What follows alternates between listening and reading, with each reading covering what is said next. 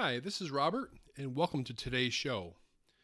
Now, the Florida legislature began its 2019 session earlier this month, and the Liberty First Network was there for the opening day to hand out to each legislator the list of bills that they support and they oppose.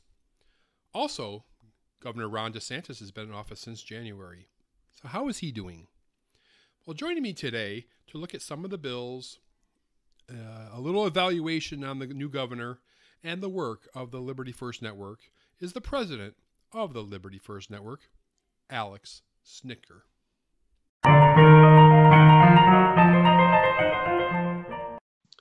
Well, Alex Snitker, welcome back, and it's been a long time. Yeah, it's nice to talk to you, man. Yeah, man. Now, I want to get right into the meat and potatoes of this, and you were up in Tallahassee for opening day of the legislative session, and you were meeting with the different legislators, handing them out the opposition and what bills you're in favor. And there was about 40 of them that you presented to them. And I'd like to get your thoughts on some of those. Clearly, well, we can't. Really, go ahead. Yeah, we can't go through all of them. We really have a wide-ranging kind of list of bills that are out there. Everything from creating a hemp market to the banning of red light cameras to searching, making the police get a warrant in order to search your cell phone, to abolishing the CRC, to, I mean, it's guns, education, healthcare. Yeah. It's a wide-ranging list of legislative priorities. Now, all of these bills were either bills that were introduced and then we either supported them or opposed them. Our support list was way longer than our opposed list. But it's a lot easier. It's a lot easier to stop legislation than it is to get legislation through. So we really chose this year to really focus on.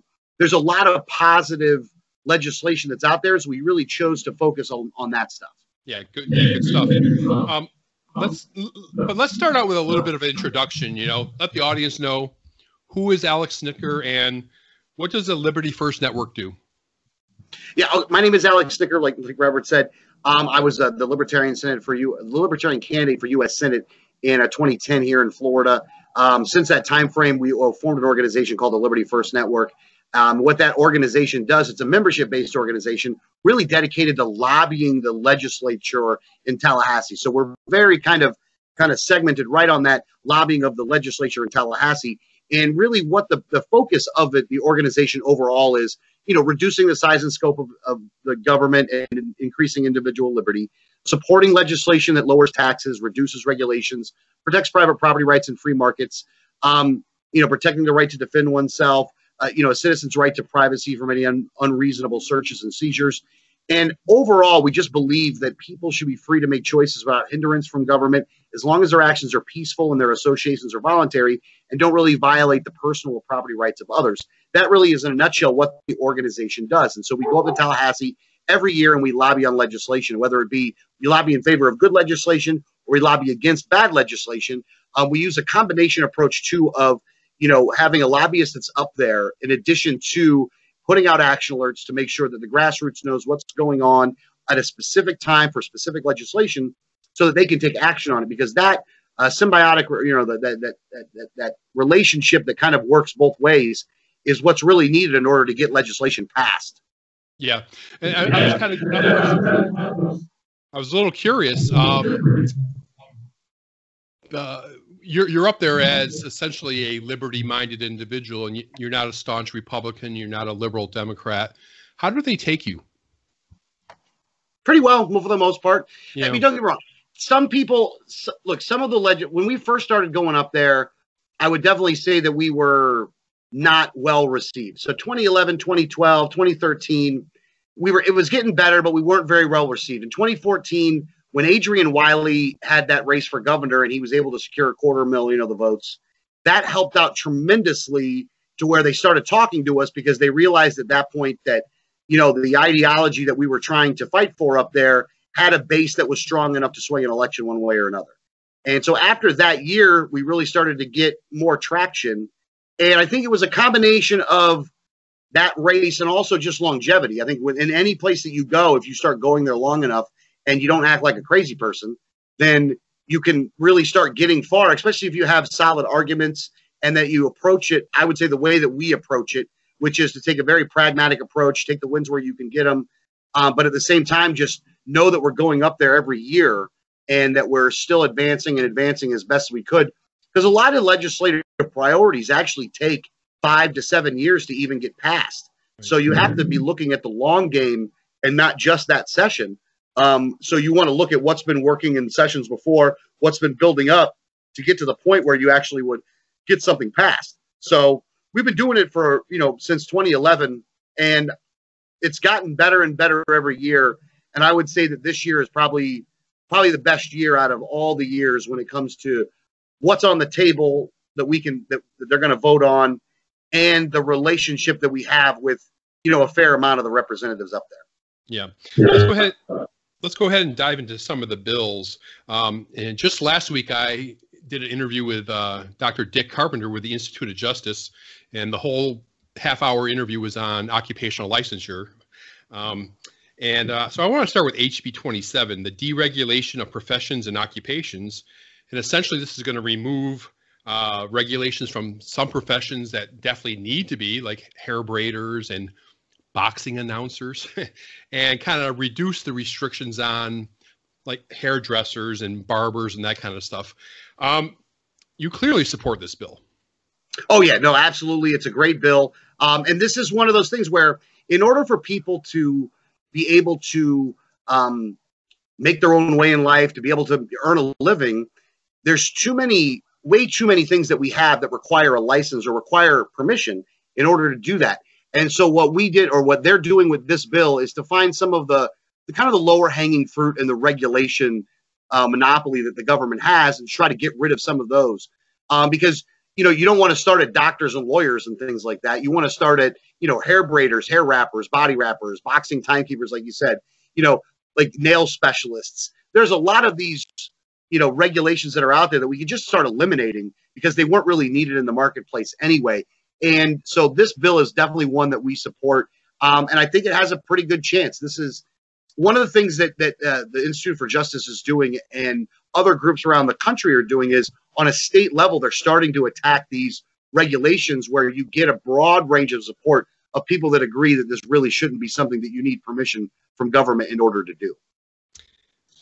Another topic, which has actually been kind of hot, is the red light cameras. And I know you've been opposed to this for some time. And there is legislation to repeal them. Long time coming? Well, yeah, we've been working on this one since 2011. This has been one of the first issues that we were dealing with, was 2011. Yeah. And every year we've gotten further along, but we haven't been able to get rid of them, at least from a statewide ban overall. And the good part about it is they've pretty much run out of arguments, where the last sets of arguments that happened after we kind of pushed back the other sets of arguments was the local control. And you'll see that's a theme in some of the other stuff that we talk about this year, is their excuse of, well, you really want the local governments to be able to control these things. And in reality, if you look at it, what local control really means is almost local tyranny. Like, I haven't seen one piece of legislation where the state or where the local governments were claiming, crying local control, that they were trying to free the citizens of something. It's always some kind of tax that they impose that the state no longer wants to give them the ability to impose. And red light camera is one of them, but we really beat this argument as well. And I think that this year is the best chance. It may not go. We just put an action alert out on it today to make sure that we get the people calling on Tom Lee in the U.S. Senate, or in the state Senate, to hear it in his first committee, because he hasn't heard it in his first committee yet. And I know it's just the beginning of session, but from our perspective, we're running out of time. So we have to make sure that this stuff gets on the committee agenda, this week or next week, in order for this to have a chance to pass. But it looks good. And it's probably the best it's looked in a long time in order to get red light cameras passed, or the ban passed. Yeah, and like you said, you've been working on this for 8 years. Can you explain to the audience, what is your opposition to them? The opposition to red light cameras is multitude. The first one is that your Fifth Amendment, you're really kind of violating the Fifth Amendment with these red light cameras. That's really one argument for it. Another one is really comes to safety. And what happens is that many of these locations will adjust their yellow time. And by adjusting the yellow time, that actually will increase accidents. And at intersections where they have red light cameras, the accidents in some places have actually increased. They haven't necessarily decreased. Now, the type of collision may have changed, but you're still having an increased number of accidents, people having to make split-second decisions so they don't get ticketed. In addition to it, you really want law enforcement out there doing the job. You don't want some camera doing the job. There's a much better deterrent that you would have by having police officers in areas that are notorious for people running red light cameras, and then having them pull those people over to adjust driver behavior. And the last thing is that the solution in order to make them safer was actually something that didn't need to be something we didn't need to add money to do, because if you just simply increase the yellow time by a second and the transfer time by a second, that you would actually be able to decrease accidents at intersections by about 80%. And this is all stuff that is well documented. And so we thought that you should really probably be pretty focused on the solution that was free, that would work, instead of the one that just turned into a revenue generator for the local municipalities. Yeah. It's interesting when I looked at these 40 bills, it seems like there's probably most of the Florida public are thoroughly unaware that this stuff is even going on. And one is the Tobacco Products Bill, HB 1125. What is this bill, and explain why you oppose it? Yeah, so what this one is that there's a big movement around where people are buying more flavored tobacco products. A lot of times, if you're ever sitting in a convenience store, somebody in front of you will buy a couple cigarellos or something like that, and there's a whole bunch of the different flavors behind your behind the counter there that people buy. So a lot of people are buying flavored tobacco products, and for some reason, some people in the state legislature tend to think that adults don't like flavor and that only kids like flavor.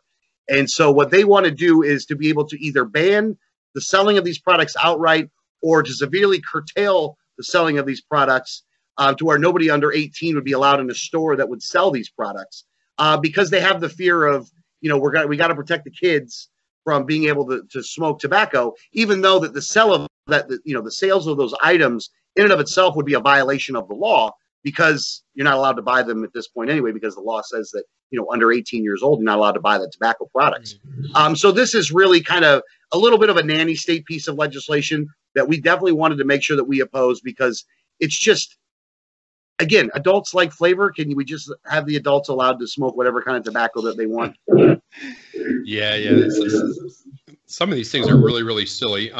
But this next one is pretty important, and that's HB 135, the transfer of firearms. And you specifically write in your flyer that you oppose this bill and say it will lead to gun confiscation. Pretty heavy stuff there.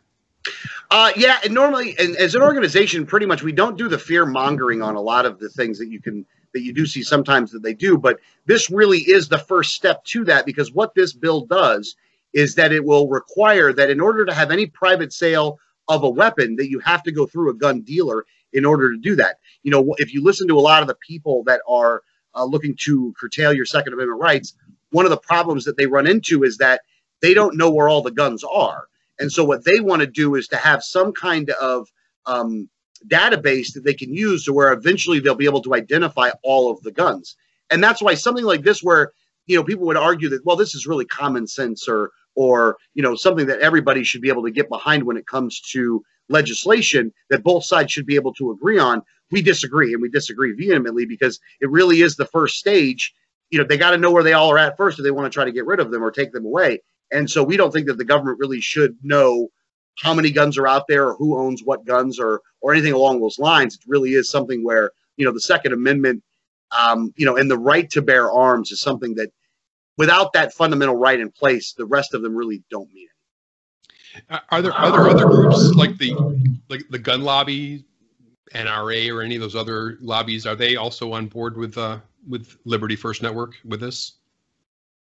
Some of them are. I mean, it's tough to gauge. It's tough to gauge what fights the NRA gets in and what the NRA doesn't. Mm-hmm. I will say this: we put this one up there, not that we really thought it had any chance of passing, because it really doesn't have any chance of passing. But we put it up there because we do want people to understand that at a statewide level, this kind of thing is happening. and that these bills are out there.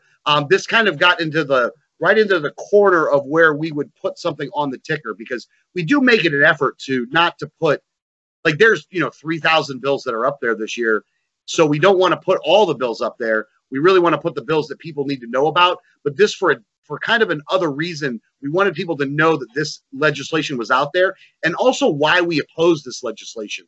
I think sometimes at Liberty First as an organization, we want to put this information out there as to why we oppose it, and to give it as an example of the type of legislation that's up there, and which side's putting it up there, because this was a Democrat-sponsored bill, and we want to make sure that the Republicans know that are up there that this is not something that people will support. As a matter of fact, they'll oppose it, and sometimes your legislator needs to be reminded of that.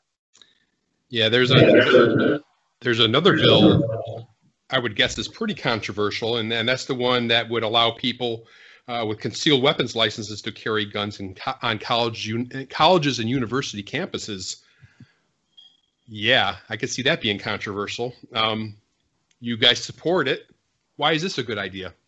Well, if you look at where all the mass shootings happen, they happen in gun-free zones. Mm-hmm. And so the best way to be able to eliminate that, and again, it's very cliche to say the only thing that stops a bad guy with a gun is a good guy with a gun. But it is true at the same time, is that you have to have someone that's armed at these locations in order to defend yourselves against somebody that would be a mass shooter. And a lot of times these mass shooters are cowards. So if they know that there's a place where someone may respond, with firing back at them, the chances of them using that location in order to kill a lot of people will go down tremendously. As a matter of fact, there's a statistic out there that in a place where there is no guns, where a mass shooter can go to where there's nobody that's there to stop them, the average number of deaths is 14. And in a place where there is somebody that's armed, the average number of deaths is 4. So there's a 10-death swing there between gun-free zones and non-gun-free zones. As a matter of fact, the information is somewhat skewed when you hear that 98% of the mass shootings happen in gun-free zones, because you have to have at least 5 deaths in order to consider to be a mass shooting. So if someone stops a mass shooter at number 4, then that one isn't even considered in the group of mass shootings. So having a gun there is very much the best deterrent that you can have. And this allows for concealed weapons carriers. So these are people that really have gone through the system and had criminal background checks, make sure that they're able to use these weapons. So if having some kind of government certification for these people is a factor for you, this does meet that level of certification. And so we think it's a good bill to do, and we think it's the solution to the problem. When you see a lot of the people from Parkland and other places will really come out there and talk about how not one more. I feel for them, but I think that their solution is the opposite of what the actual solution is that you have to have good guys with guns that are there to be able to protect the population in case an insane murderer wants to go around and start shooting people in mass. If that person has that sickness or is evil, then the only thing that's going to stop them it's not going to be some law that stops them. It's going to be someone else that's armed that's able to stop them. So what's the buzz in Tallahassee about this one? Oh, no, the gun bills are all dead this year. Yeah. On both sides of the fence. The good news is that all the gun bills are dead this year. The bad news is that all the gun bills are dead this year. So because of what happened last year with the Parkland shooting and the response to that, I don't think that the legislature really has any feeling of wanting to do anything with guns. But at the same time, we want to make sure, because the number of bills we have that are firearm related firearm related legislation, it's pretty low this year. It's actually, I think these are the only 2 that are there. But so yeah, most of this stuff is going to be is all dead on arrival. It's not gonna go anywhere. But at the same time, if there is movement on these things, we want to make sure that we put the information out there. And so you kind of put these up there for just in case something happens, that you've already laid the groundwork in order to get an action alert out, because our action alerts are dictated via when they get committee hearings. So then you call all the people within that committee. And so, we have a lot of bills up there, but the action alerts don't get as big because, it's only when legislation's moving do we actually have people take more specific action on that legislation. Okay, I got a really serious question for you, Alex. Why do residential vegetable gardeners need to be protected from local bans. I know. I understand this one. I really do. Now, what happened was a couple years back in Orlando, there were some people that wanted to grow food in their front yard, and the city was fining them hundreds of dollars a day, and they racked up fines in the amount of, I think it was $10,000 or $12,000, and they could confiscate the land of the people that were simply just trying to grow food in their front yards. This is another area where local control is something where they'll push back on. But we don't feel as if, I think the state has an obligation to protect the liberties and the property rights of the citizens within the state. And this, as weird as it is, this falls into line with it, is that you have to protect something as simple as vegetable gardens in people's front yards.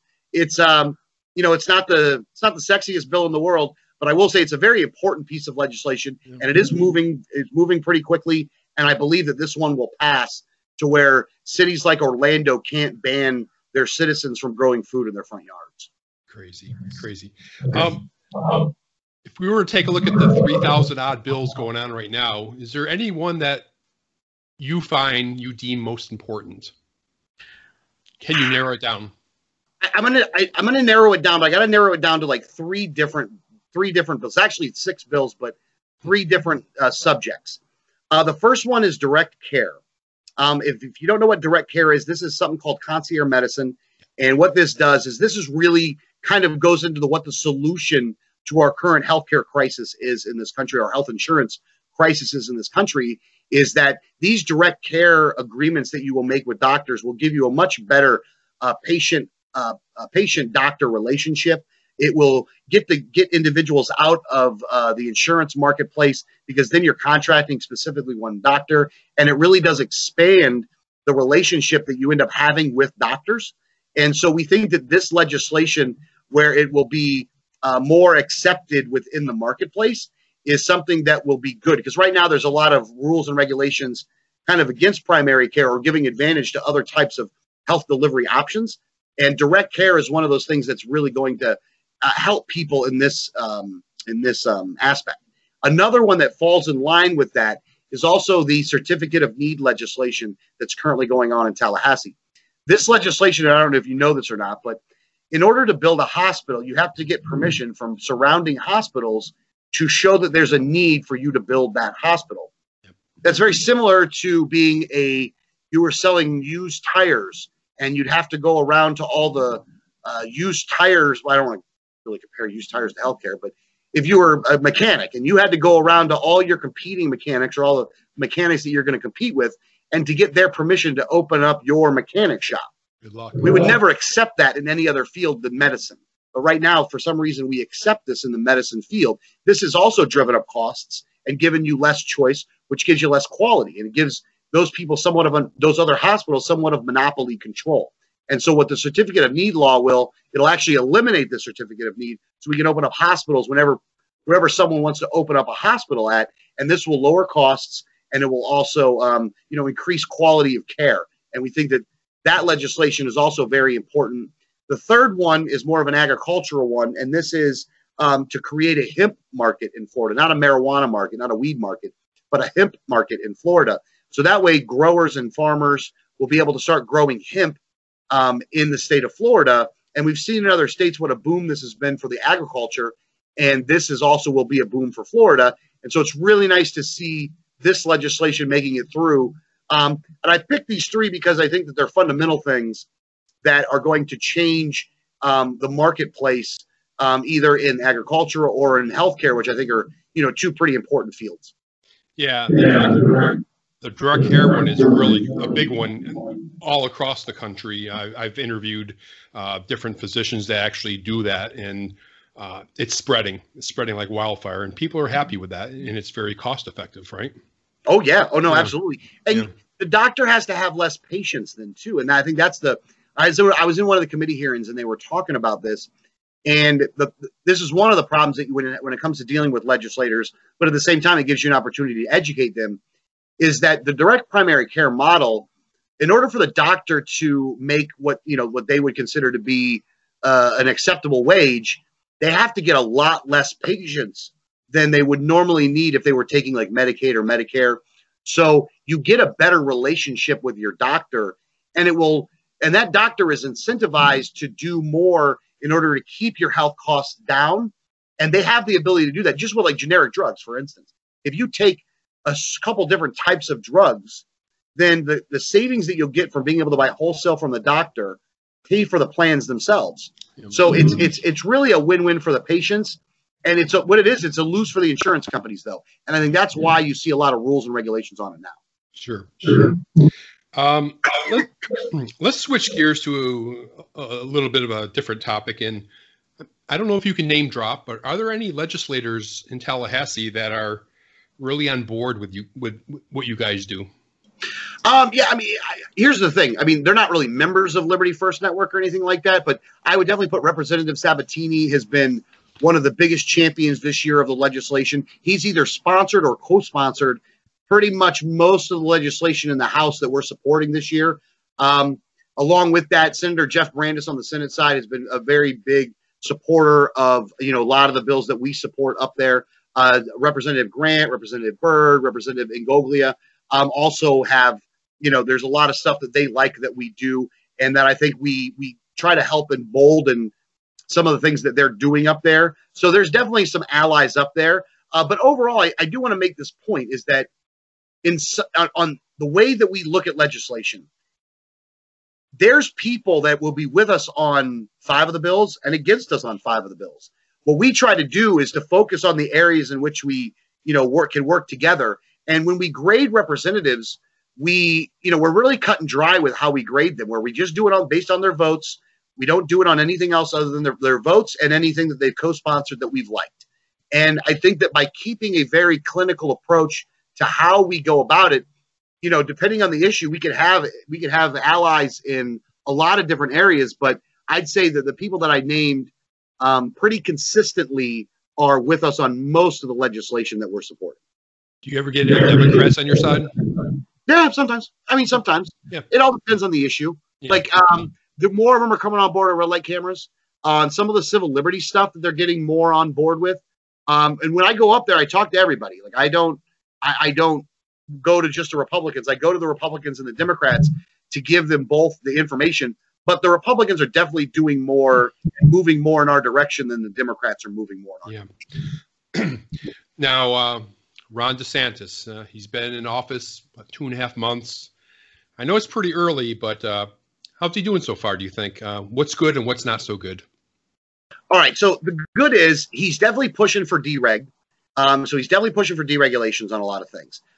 He's, a lot of people talk about cleaning the swamp, right? Well, I would say that DeSantis has done more for that in Florida this year in the beginning than anybody would have thought would have happened. And he seems to take a very collaborative approach when working with the legislature. And I think Rick Scott took very much an adversarial approach when working with the legislature. So that's been pretty good. So there's not really a whole lot that you have to apologize for DeSantis. The area in which I do have a massive disagreement with him on, though, is what he proposed for the budget, which was $91.3 billion. Just to give you an instance, when Rick Scott first got into office, so 8 and some odd years ago, the budget was $68 billion. So within that time frame, the budget's raised to the last budget, which was $89 billion. And now we're going to 91.3. We're really moving in the wrong direction as far as government spending goes, even if you take into account the influx of people that have come into the state, even if you take into account natural disasters that have cost money. Even with that, the amount of money that they're increasing it by is getting more and more and more. It's above those numbers. So I was really hoping that the governor would put out a budget that would be lowering the amount of money or at least keeping it in the same area. Unfortunately, he didn't do that. But also, fortunately, the legislature has a big say-so in this, and the only thing the governor can do once he gets the budget from the state house and the state senate is to line item veto. So he can only cut spending off of things that he disagrees with. He can't add things that the state legislature didn't add already. So we'll see what happens. It's going to be a collaborative approach, which also means that I think that the legislature might move more in his direction when it comes to some of this stuff. I don't like some of the land buying that he's going to continue to do. And I also don't like his support for things like Visit Florida and Enterprise Florida. because we really don't need a tourist agency that's government funded in order to promote tourism in Florida. I think that Mickey Mouse and the beaches do a pretty good job for themselves. So there's some areas of disagreement, but overall, I think I'm pretty happy with the job that Governor DeSantis has done so far, and I'm optimistic that we're going to see more of this. And I don't need 100% agreement to like the guy, but you know, I think we're going to see some good with a lot more good than bad. Oh, that's good to know. Are you still involved with the state Libertarian Party? No, not at all. I had left the Libertarian Party in 2016, and at that point, I switched over to be a registered Republican and joined the Republican Liberty Caucus. At this point, I'm their executive director at the national level, and I am working within the Republican Party in order to promote individual liberty and things like that. And one of the reasons for that is actually twofold. On the positive side, I noticed that after 2013 that the Republicans in Florida were moving more in my direction. And then I also saw that some people were getting, that we liked, were getting good success. So people like Amash would win, Massey would win, Senator Paul would win his election. You know, Senator Lee is doing very well. And there's about, I'd say, about 100 legislators at the state level that are definitely within my ideological mind frame when it comes to, you know, where they stand on the issues and what they're trying to do. So I saw that the advancements were moving much quicker in the Republican Party. You know, you got to take national politics aside. I mean, you know, Trump's definitely not what I would consider to be ideologically with me, even though there's some things that I like that he does, and there's some things that I completely disagree with that he does. But there's a whole lot of people that are working in the Republican Party that are elected to office that are moving in my direction. That, and I did become disillusioned with the Libertarian Party. I didn't feel that they were serious when it came to winning elections, or they were serious at actually changing public policy. I think that they were doing much more complaining and much less trying to take some positive actions. And so I decided to leave in 2016. You know, if people choose to do that, that's their business, not my business. I don't go out and bash them. But when asked the question, I give the answer as politely as I can. So that's kind of where I'm at on the LP right now. Yeah. All right, Alex, any final thoughts about the legislative agenda, the governor, or anything else we've talked about? No, look, overall, I think it's going to be a good year. Sometimes I do feel like sometimes in certain years, do I feel like I'm a baseball fan in spring training where everybody's got a shot to make it to the World Series. And then you get in session and you realize that a whole lot of stuff's dying quickly.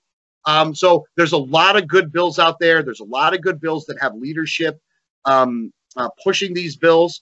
And I think that with a combination of citizens taking action and, you know, some of the stuff that we're doing up there, that we can provide the momentum to help these legislators get some of this bills across the line.